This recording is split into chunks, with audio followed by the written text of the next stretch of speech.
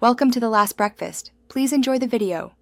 You begin by enabling Bluetooth and location so devices can discover one another. This is required. Open the file or photo you want to send, tap Share, and choose Quick Share. If you don't see it, enable Quick Share in connection settings. Once done, Quick Share will search nearby devices. Make sure the recipient's phone is unlocked and visible.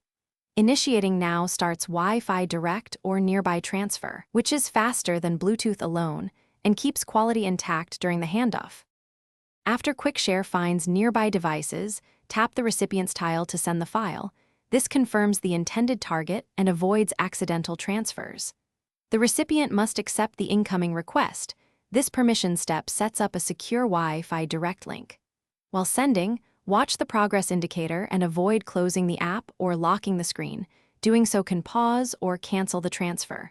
If you need to send multiple files, queue them now so Quick Share maintains one continuous session and completes faster.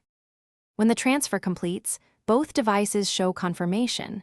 Instruct the recipient to open the file from Downloads or the Photos app to verify integrity. If it fails, first move devices closer and ensure no power-saving mode is blocking background activity. Quick Share is sensitive to distance and battery restrictions.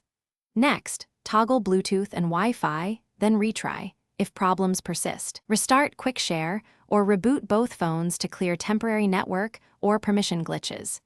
This sequence resolves most issues quickly.